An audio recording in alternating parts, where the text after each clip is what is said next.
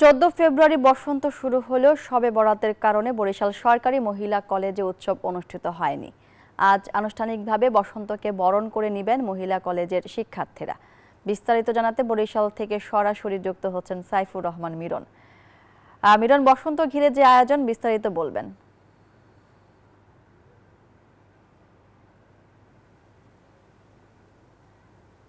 ধন্যবাদ মনি। আপনি জানেন যে গত ফাল্গুনের 1 তারিখ মূলত সরকারি মহিলা কলেজের যে বসন্ত উৎসব ছিল, শবে বরাতের কারণে সেই উৎসব হয়নি। আজকে সেই উৎসব 17 তারিখ সেই উৎসবের আয়োজন বসেছে মহিলা কলেজ প্রাঙ্গণে।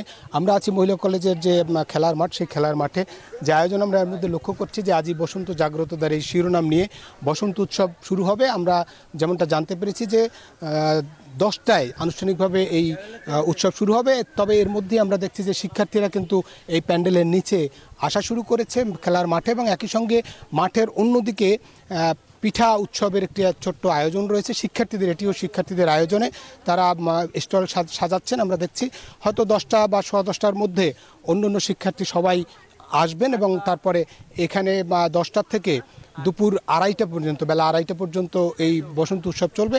প্রত্যেক বছর যা ফাল্গুনের প্রথম দিন এই আয়োজনটি হয় বরিশাল সরকারি মহিলা কলেজে। এবার যেহেতু বসন্ত উৎসবের দিন শুক্রবার এবং একই সঙ্গে শবে বরাত থাকার কারণে উৎসবটি সরিয়ে আজকে নিয়ে আসা হয়েছে।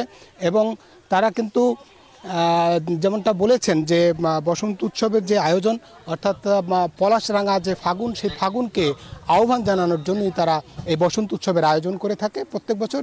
এবারও সেই আয়োজন আরও বর্ণিল হবে একটু পরে, এমনটাই বলেছেন আয়োজকরা। এই ছিল বরিশাল থেকে আমার কাছে সরকারি মহিলা কলেজে আয়োজিত যে বসন্ত উৎসবের সবশেষ তথ্য। ফিরছি স্টুডিওতে মনি। মিরন, আপনাকে ধন্যবাদ।